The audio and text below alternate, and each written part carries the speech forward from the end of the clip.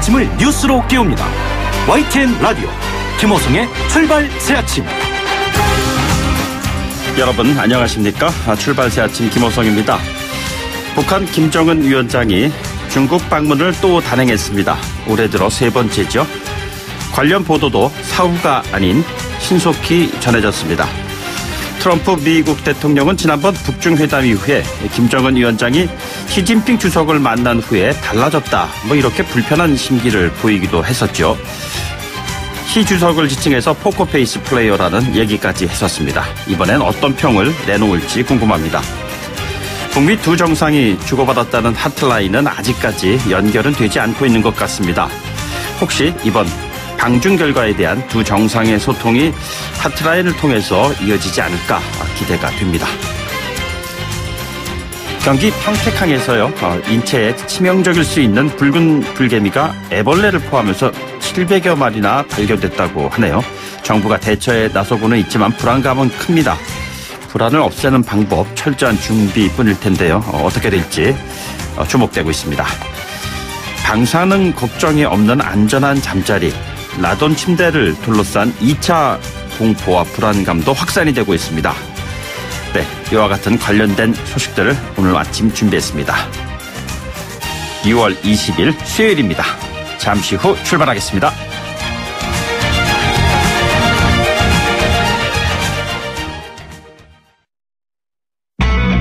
YTN 라디오 김호성의 출발 새아침.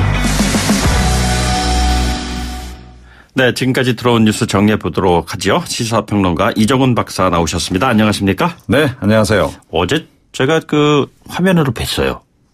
예. 아주 쓴소리 하시는 모습이 아주 그냥 굉장히 준엄한 표정으로 얘기를 하시는데, 의원들은 썩 그렇게 심각하다기보다는 그냥 평범하게 받아들이는 것 같기도 하고요. 그렇습니다. 그렇던가요? 네네. 네. 예, 시골 학교 훈장 선생님 같은 모습이셨는데 학생들은 비교적 자유분방해 보였어요. 어르신들을 모시고 제가 어저께 말씀을 한 거죠. 네, 네. 김정은 북한 국무위원장 얘기 좀 하지 않을 수 없어요. 어제 중국을 가지 않았습니까? 네. 벌써 세 번째입니다. 네네. 이 김정은 위원장이 이 외유에 좀 맛을 들인 게 아닌가, 이런 느낌까지 확 드는데요. 세 번째잖아요, 벌써. 그러니까요. 예. 그러니까 지난 12일에 이제 트럼프 대통령하고 싱가포르에서 정상회담 갖고 일주일 만입니다. 네네. 어제 오전에 이제 전용기 참메이로 이번에 타고 또 베이징으로 이제 들어갔고요. 국빈관이죠. 다오 위타이에서 이제 중국 지도부하고 낮 시간에는 이제 회동을 가졌고, 네네. 오후에 이제 시 주석하고 이 인민대회당에서 정상회담을 가졌습니다. 네네. 신등거리 외교를 벌이고 있는 거 아닌가. 미국과 중국 사이에서. 예전에는 중국하고 러시아 사이에서 네네. 김일성 전 주석이 이제 등거리 외교를 하지 않았습니까? 이번엔 또 왜 갔을까? 예. 여기 이제 초미의 관심이 이제 모아지고 있는데요. 북미 정상회담 결과를 설명하러 간 것 같긴 한데, 네네. 그것만이 전부인 것 같진 않다. 네. 이제 이런 얘기가 좀 흘러나오고 있습니다. 어떤 내용일까요, 그럼? 그러니까 폼페이오 미국 국무장관이 지금 이제 3차 방북을 앞두고 있잖아요. 예. 이때 가서 아마 핵 폐기 실행과 관련한 이제 압력을 상당히 좀 넣을 것으로 보이는데, 네네. 이와 관련해서 일종의 작전 회의를 가진 거 아니겠느냐라고 하는 보도가 좀 나오고 있습니다.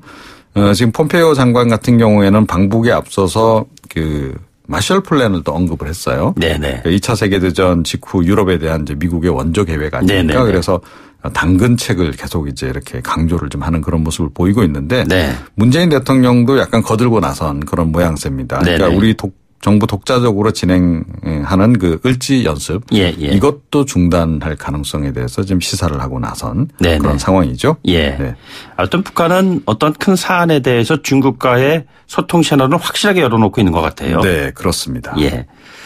그리고 해군 함정 폭발 사고가 있었다고 하는데 이건 무슨 얘기죠? 네, 굉장히 안타까운 사고가 또 발생했는데요. 어제 낮에 12시 반께 경남 통영시 욕지도 남쪽 해상에서 호위함 마산함에서 이제 사고가 발생한 거고요.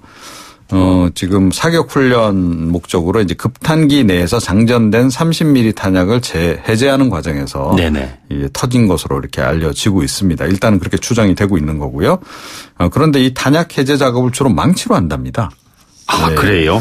원래 그렇게 하는 건지는 잘 모르겠는데, 그러니까 해군 장병 출신들이 이제 그렇게 좀 얘기를 좀 하고 있고, 이 배가 굉장히 오래됐거든요. 네네. 33년 된 노후 함정입니다. 그래서 노후 함정 관련해서 이 근무 조건이 굉장히 열악하다는 이 사실이 좀 많이 좀 알려지고 있는 이런 상황인데, 이 지금 사망한 젊은 청년이 임관 1년 된 이모 하사입니다. 그러니까 올해 나이 21세고 굉장히 참 꽃 같은 나이에 이렇게 숨져서 안타까움을 좀 더하고 있는 그런 그 상황이고요. 네네.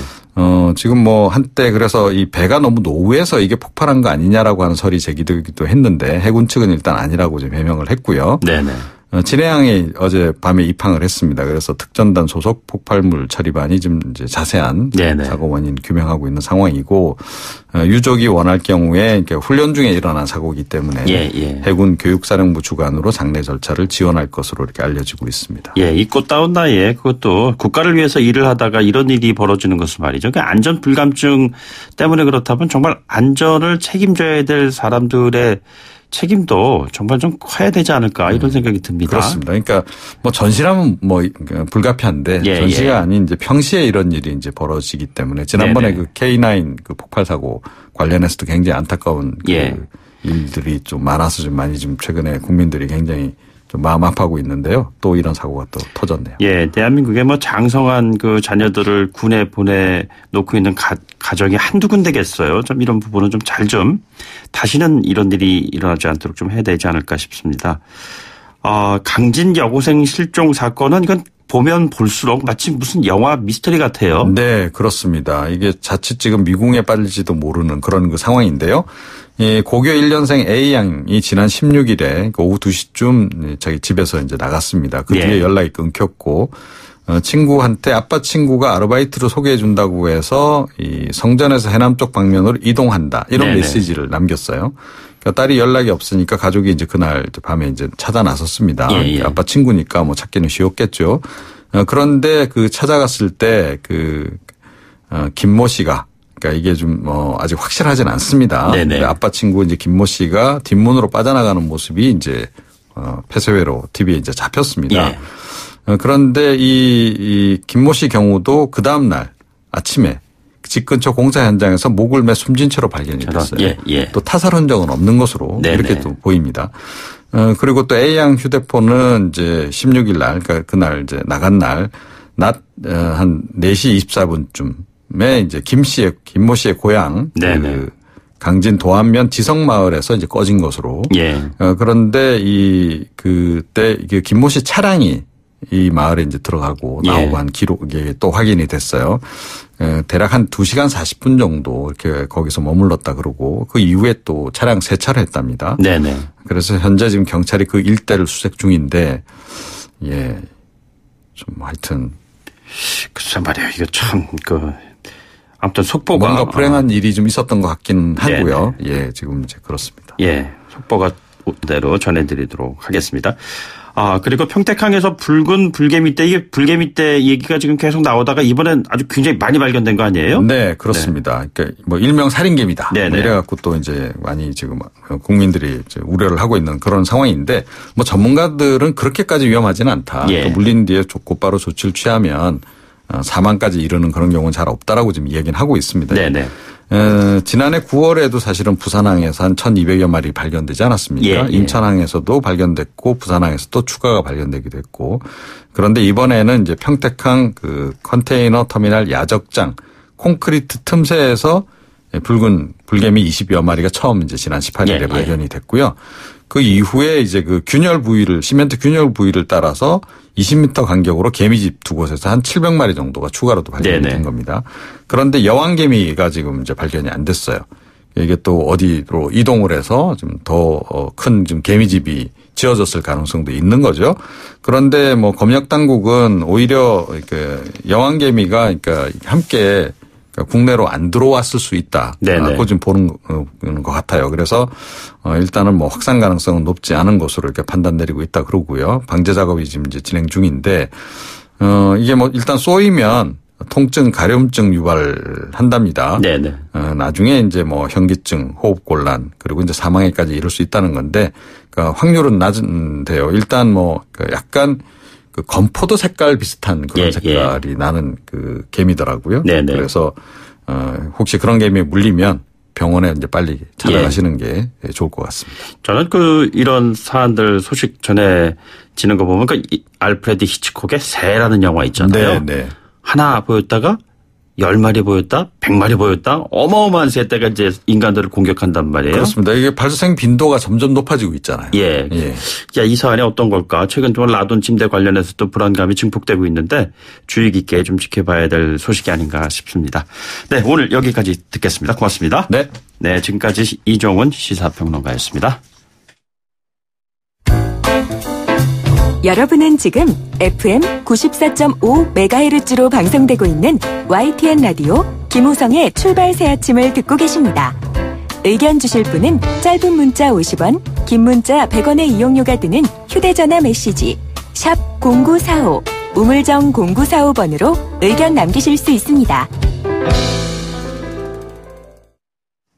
네, 어제 김정은 국무위원장이 또다시 중국을 방문했습니다. 시진핑 주석과 세 번째 정상회담을 가졌죠. 네, 이런 가운데 한미 양국은 8월로 예정됐던 을지 프리덤 가디언 연습 한미 연합훈련을 일시 중단하기로 했습니다. 자, 정치권의 대표적인 군사 전문가이시죠. 정의당의 김종대 의원을 전화로 연결해서 최근 펼쳐지고 있는 상황과 관련된 이야기 들어보도록 하겠습니다. 의원님 안녕하십니까?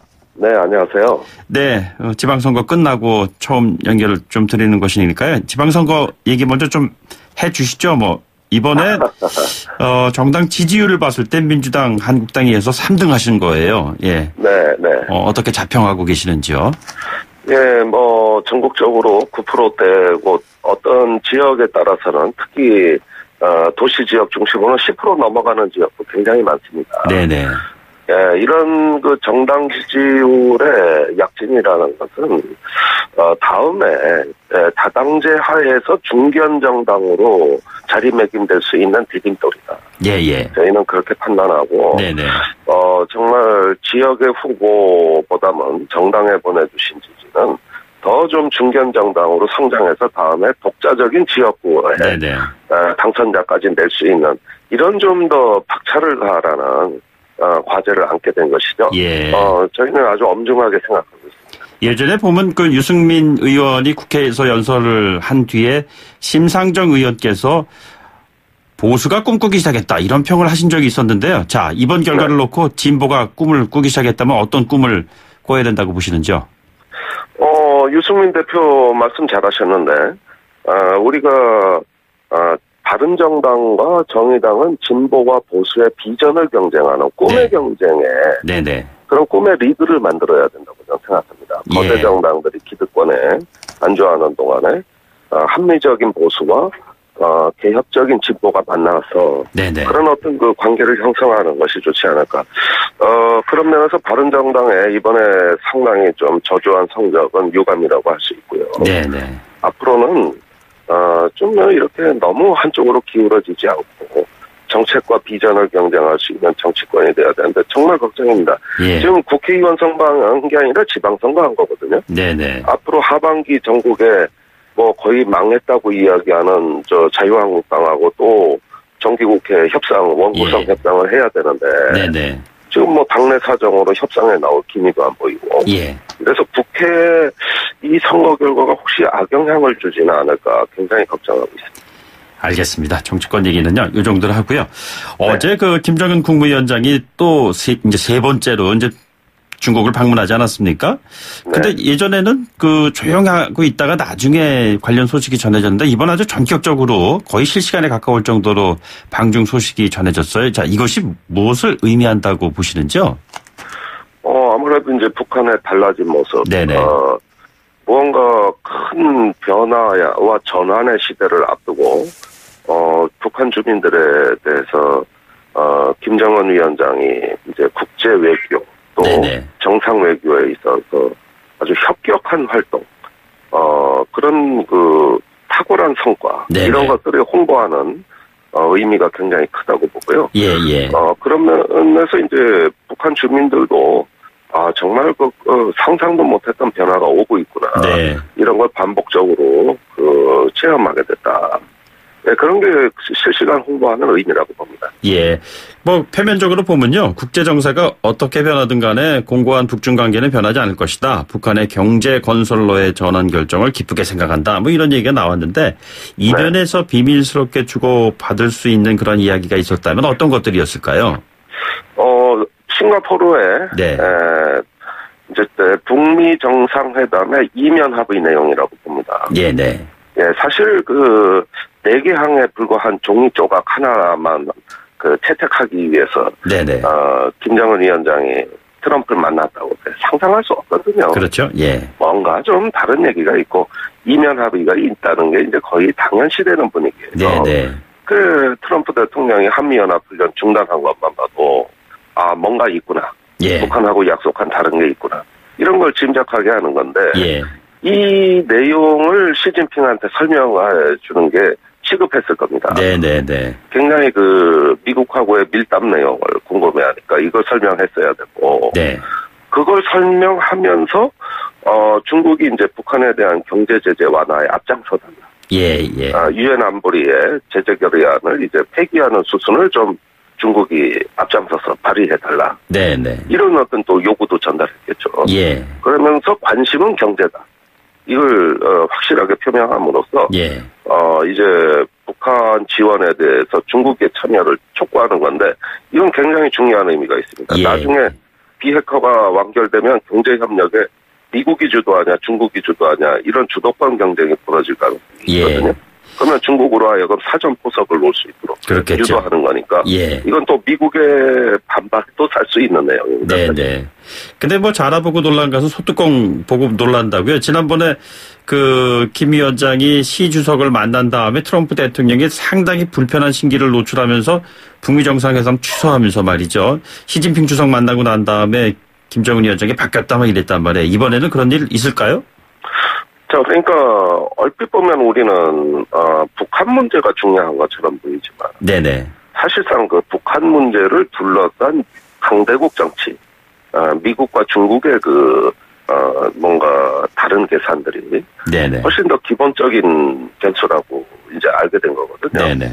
지금 미국하고 중국이 어떠냐, 무역에 관해 전면전이 벌어지고 있습니다. 예. 이게 또 정치적 갈등으로 이어질 공산도 크거든요. 미국, 중국하고 무역 관계는 지금 상당히 또 불편해지고 있잖아요. 그렇습니다. 거의 무역 전쟁이 전면전 양상이죠. 네네.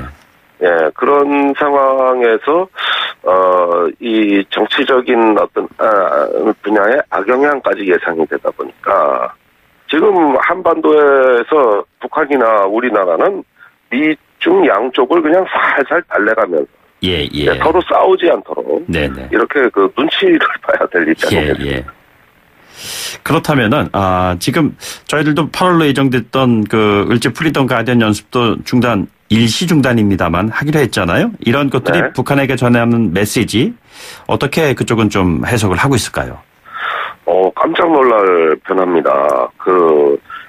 공동 합의문에도 없던 것을 트럼프 대통령이 전격적으로 마치 일방적으로 중단하겠다는 이런 어떤 말투로 연합훈련 중단을 싱가포르에서 이야기했고 거기에 이제 지금까지 이어지는데 문제는 우리 정부가 이걸 전혀 예상 못했던 것 같아요.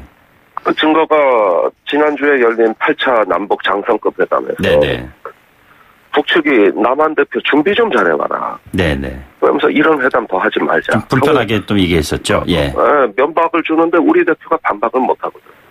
그거는 북한은 한미연합훈련 중단 사실을 알고 나온 것이고, 우리는 모르고 나갔다가, 굉장히 불편한 일이 벌어진 겁니다. 그 뒤에, 미 국방부도 우물쭈물했단 말이죠.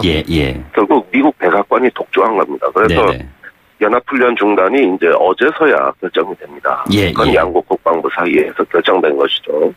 이렇게 이어지는 일련의 과정을 보면 이게 트럼프와 김정은 간의 어떤 미략이랄까 이면 합의가 상당하구나. 이런 생각을 하게 되고 또 연합훈련을 중단하면서 일방적으로 중단했을 리는 없다는 거예요. 무언가 북한의 대응 행동이 있을 거라는. 저는 그게 8월이라고 봅니다. 8월에 북한이 핵을 동결하는 다른 조치, 네네. 미사일 엔진 시험장 폐기라든가, 예. 그에 상응한 추가적인 후속 행동이 분명히 나온다. 네네. 그러니까 8월 을지 연습이 중단된 거 아니냐. 예. 이렇게 주고받는 거래에 능한 트럼프가 네네. 공짜로 줬을 리는 없다. 예. 이런 부분들이 이제 점차 가시화될 거라고 보는 거죠. 예. 지난번 싱가포르 그 북미 회담에서 큰 틀의 합의는 있었지만 그 안에 있는 내용이 도대체 뭐냐, 뭘 했다는 거냐 이런 또 지적들이 많이 있었던 것 같은데 두 사람은 이미 큰 틀 안에 있는 합의의 내용의 디테일들을 지금 알고 있는 거예요. 그리고 얘기했다는 거 아니에요? 지금 말씀하시는 거를 기초로 좀 한다면은? 그렇습니다. 두 정상의 그 외교 행태를 보면 네네. 뭔가 상당한 내용이 있었구나 하는 걸 짐작해 하죠. 예. 김정은 위원장 행동이 지금 그렇지. 근데 그럼에도 불구하고 그 미 언론 같은데 그 월스트리트 저널 같은 데에서는 이번 한미 연합훈련 중단은 과오다 뭐 이런 식으로 해서 트럼프 대통령에 대해서 상당히 비판적인 그런 그 표현을 썼단 말이에요. 이런 부분은 지금 어떻게 해석을 해야 될까요? 연합훈련이라는 게 뭐 하늘이 부쩍 나도 하던 거거든요. 네네. 2007년 그 남북 정상회담 14선언이라고 하죠. 그 2달 전에 연합훈련 그대로 했지 않습니까? 예. 이게 중단된 거는 노태우 대통령 때밖에 없어요. 네네. 그때는 물론 명칭이 다른 훈련이었습니다. 예. 그런 점을 봤을 때 거침없이 성역을 깨버리는 이런 걸 누가 예상했겠으며 네네. 또 이런 변화를 과연 적응할 수 있느냐. 네네. 그런 점에서 언론의 반발은 예상되던 바였습니다. 예. 그 다음 순서가 중요하겠죠. 이런 트럼프의 파격적인 성역을 깨는 행동을 빨리 정당화하려면 북한이 도와줘야 됩니다. 네네. 뭔가 북한의 파격적 조치도 나와야 되는 거예요. 예. 그러니까 폼페이오가 평양 가는 발걸음이 빨라진 겁니다. 네네. 얼른 가서 빨리 북한을 재촉해야 되니까요. 예. 그래서 제 생각에는 곧 북한의 가시적인 행동 한 8월로 예정된 것이 7월로 당겨질 수도 있겠다. 오히려 당겨질 수도 있겠다.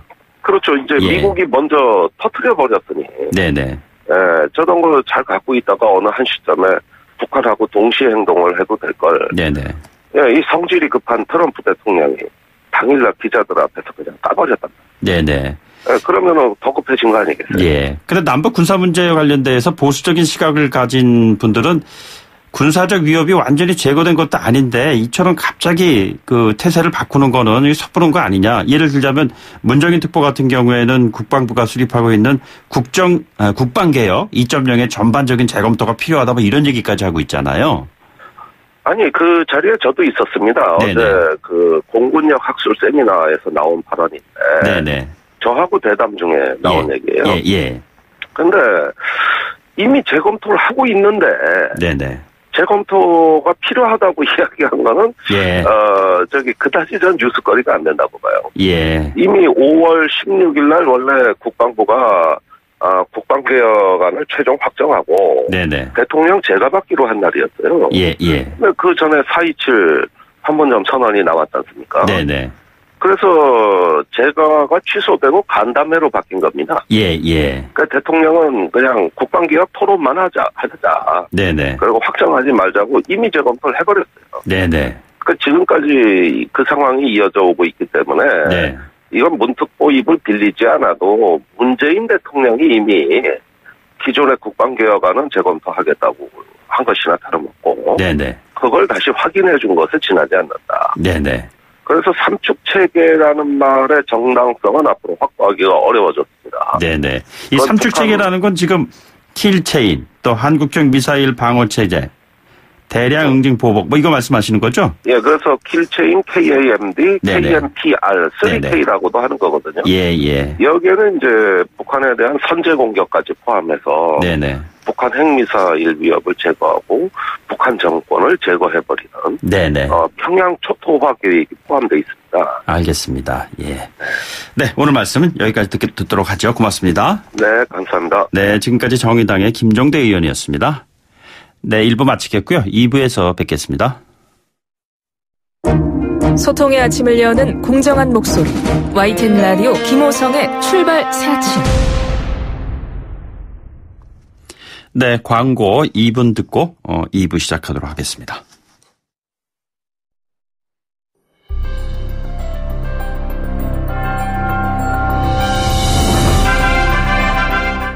출발 새 아침. 원로가 전하는 탁월한 식견과 이야기. 출발 원탁회의.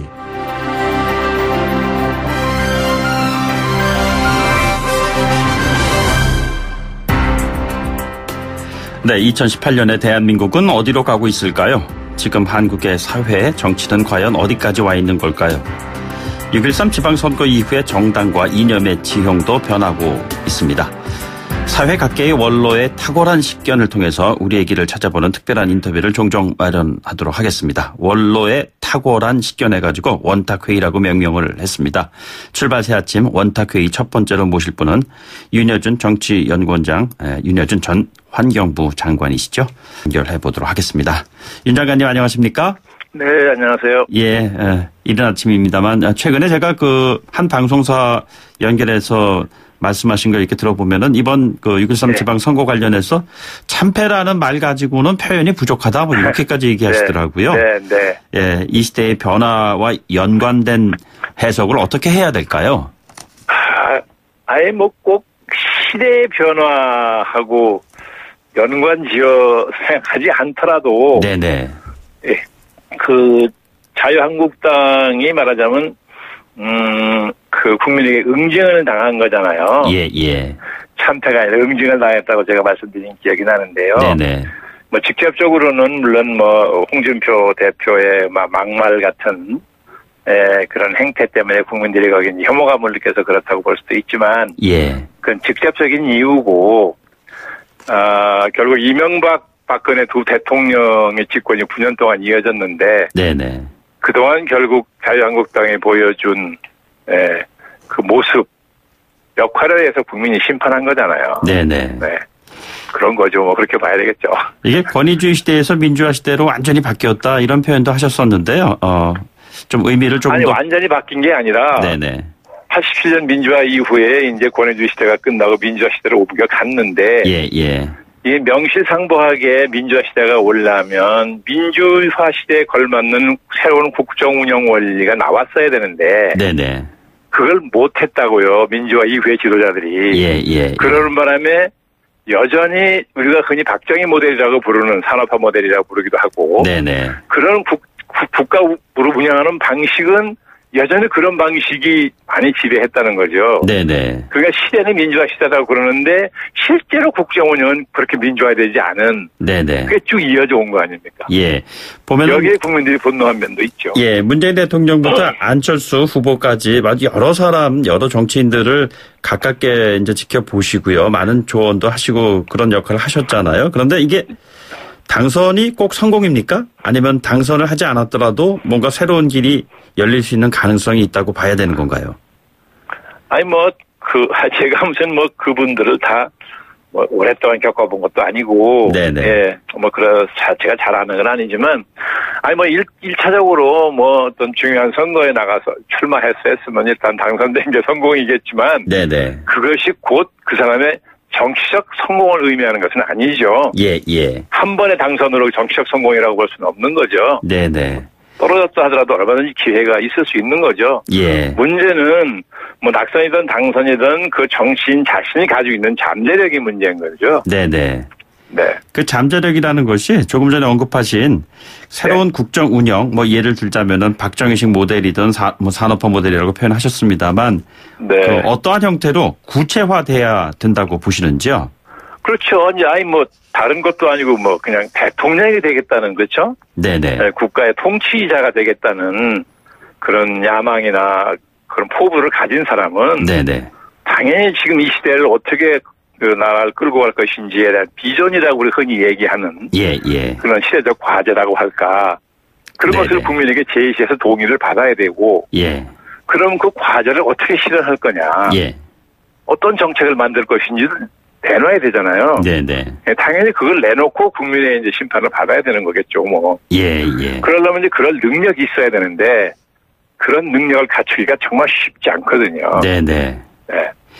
지금 보면은 바른미래당 관련해서도 따끔한 지적도 많이 하시고 그랬는데요. 흔히 개혁적 보수다, 합리적 진보다 이런 부분에 대해서 공통 분모를 가져갈 수 있는 정당 일수가 있었을 텐데 왜 이렇게 참패했을까라고 궁금해하시는 유권자들도 많거든요.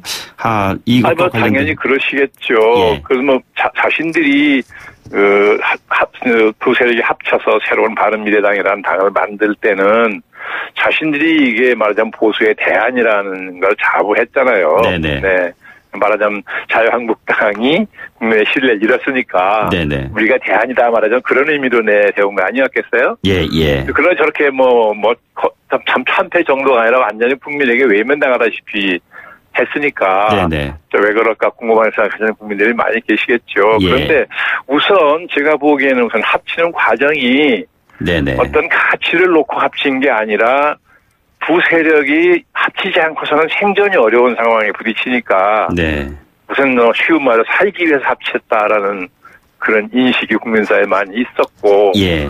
그럼 합친 다음에라도 지금 여야가 뭘 잘못하고 있으니까 우리는 이런 방향을 지향할 것이고 그러기 위해서 우리가 이런 정책을 구현해서 국민을 어떻게 행복하게 하겠다든가 이런 걸 내놨어야 되는데 네네. 별로 그런 거는 내놓지 못했으니까 예. 말하면 유권자를 향해서 중요한 선거가 앞에 다가오는데 네네. 유권자를 향해서 왜 그 당을 지지해야 되는지 동기부여를 해야 될 거 아니겠습니까? 네네네. 그래야 표를 주지요. 그걸 못했단 말이에요. 예. 네. 그런데 장관님 보면요. 예, 과거에 네. 바른미래당 전신이라고 할 수가 있는 국민의당 창당 발기인이셨잖아요. 보면은.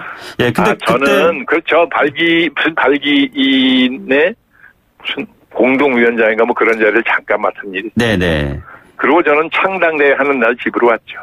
이 낡은 진보, 네. 수구 보수를 네. 넘어서 이런 캐치프레이즈도 있고 이랬던 걸로 기억을 하거든요. 그게 네. 지금 여전히 안 되고 있다는 말씀이시잖아요, 그럼. 물론이죠. 네. 이게 다들 부호로는 다 합리적 보수도 얘기하고 그죠? 예. 개혁적 보수 다 표방했죠. 네네. 근데 실체는 없고 부호만 있으면. 예. 국민들이 믿어주나요? 그래서 그러신 건가요? 새정치를 하겠다고 나온 동기는 괜찮았지만 노력이 국민에게 평가를 받지 못했다. 이렇게 안철수 후보에 대해서 평을 하셨단 말이에요. 그러니까요. 네. 새정치는 국민이 절실히 희망했던 거 아닙니까? 네네. 그러니까 안철수라는 참신한 사람이. 네네. 예. 그런데 이제 컴퓨터 바이러스 백신을 사회에 무상으로 내놨다. 이런 등등. 그런 것 때문에 상당히 국민적 신뢰가 높았던 사람이잖아요. 네네. 특히 젊은 층의 지지가 많았잖아요. 예. 그런 인물이 딱 등장해서 새정치 하겠다 그러니까 국민이 폭발적인 지지를 했던 거 아닙니까? 예. 그걸 오죽했으면 안철수 현상이라는 말이 생겼겠습니까? 네네. 근데 그 현상의 알맹이를 못 채우니까. 네네. 새정치의 알맹이를 채워줘야 되는데 국민들이 목마르게 기다려도 지금 그렇게 등장한 지가 대략 6년이 지금 지났는데요. 그렇죠? 네. 지금 이 시간까지도 그 알맹이를 못 채우고 있는 거잖아요. 예. 그러니까 국민들이 기다리다 지쳐가지고 지지를 철회한 거 아닌가 싶어요. 예. 근데 그런 당사자에게 은퇴를 해라라고 따끔한 지적을 하시는 것 이전에 그래도 멘토 역할을 하셨던 분으로서 정말 충실한 조언을 통해서 뭔가 새로운 정치를 구현할 수 있는. 저는 제 스스로 누구의 멘토가 노릇한다고 생각하는 일이 없고. 네네. 근데 창당하는 과정에서 현실적으로 굉장히 너무 어려우니까. 네네. 잠깐 좀 도와달라 그래서 이제 가서 도와준 것 뿐이고요. 네네. 저는 안철수 후보가 정치를 시작하기 전에 청춘 콘서트를 쭉 한 일이 있어요. 예. 그때는 저는 본인 보고 내가 보니 당신은 정치할 타입이 아니다. 네네. 하면 안 된다. 하지 마라. 그런 얘기한 일이 있어요. 네네. 그때는 본인도 절대로 정치를 안 하겠다 그러더라고요. 네. 그러다가 마음을 바꿔먹어서 정치한 건 좋죠. 네네. 좋고 한국 정치가 이래 가지고 안 되겠다는 것도 소명의식으로 새 정치를 한 것까지야 좋죠. 네네. 네. 좋은데 제 나름대로 권고도 해보고 충고도 해보고 했지만 예.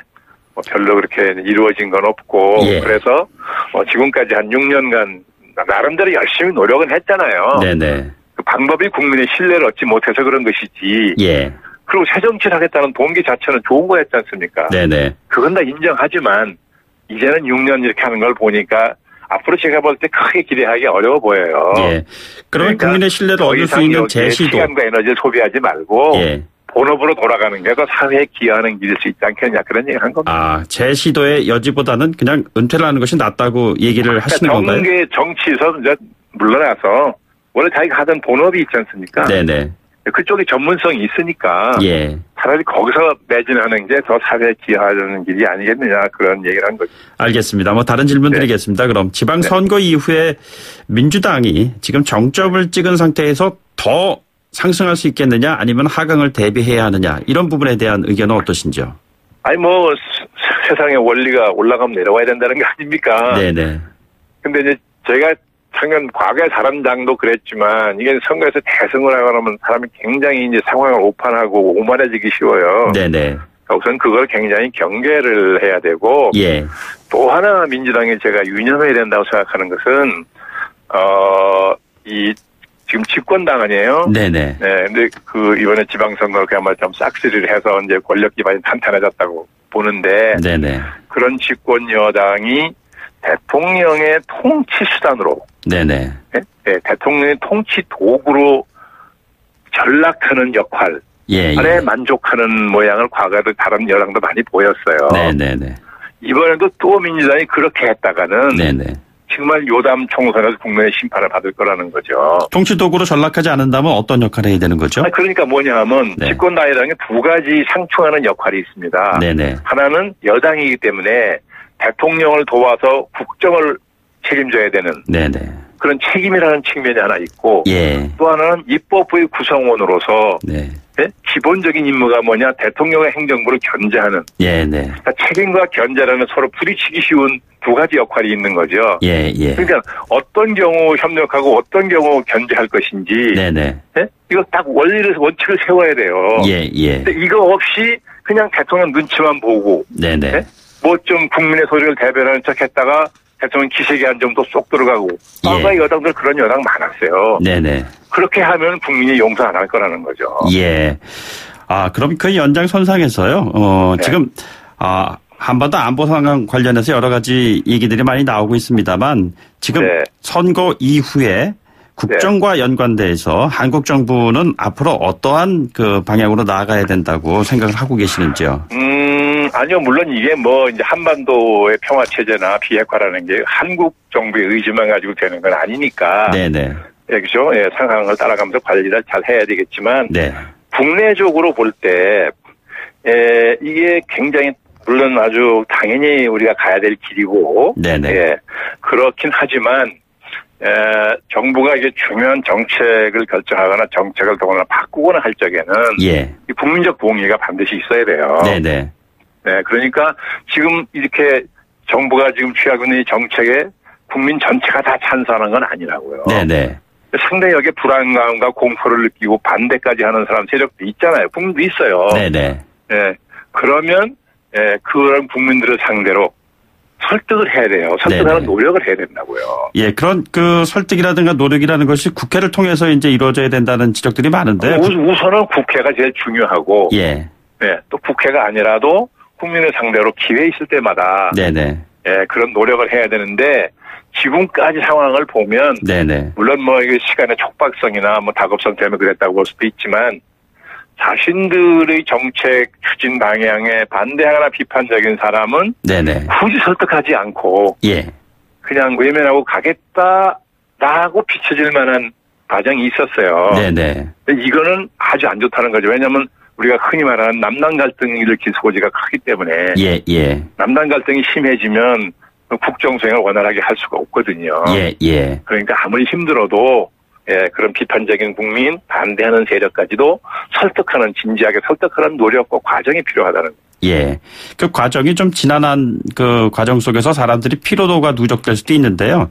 이 시점에서, 뭐, 청년 세대에게 지금 이 같은 한국 사회의 변화, 이 시대의 흐름에 대해서 조언자로서 한 말씀 해주시는 걸로 마지막 질문 드리겠습니다. 뭐 나이 먹은 사람이 요새 청년에게 무슨 조언한다는 게 참 이거 가당찮게 생각이 드는 때가 있는데요.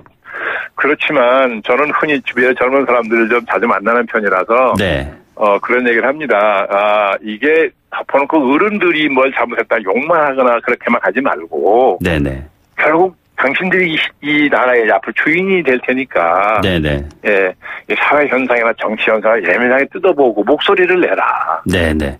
불평은 하지 말고. 예. 그런 얘기를 많이 합니다. 네. 알겠습니다. 어제도 보면 그 선거 이후에 초선 의원들 모임 뭐 이런 데서 많은 그 의견들을 내놓는데 저 초선 의원들이 평상시에 저렇게 많은 의견을 내놨다면은 그 무너지는 당이 그렇게 쉽게 무너지지 않았지 않았을까 그렇죠. 이런 생각도 듭니다. 그리고 과거에도 뭐 그런 움직임들이 당에 있었습니다만. 예. 그 초선 의원들이 저렇게 이왕 모여서 여보세요? 네네. 네, 목소리를 내면 예, 저걸 좀 줄기차게 해야 되는데. 네네. 여의처럼 또 속 들어가 버리고 말 안 한다고요. 예, 알겠습니다. 네. 자, 원로들의 탁월한 식견 원탁회의의 첫 번째 손님이셨습니다. 앞으로 종종 모셔서 고견을 듣도록 하겠습니다. 오늘 고맙습니다. 네, 감사합니다. 네, 지금까지 윤여준 정치연구원장, 윤여준 전 환경부 장관이었습니다. 여기까지 2부 마치도록 하겠습니다.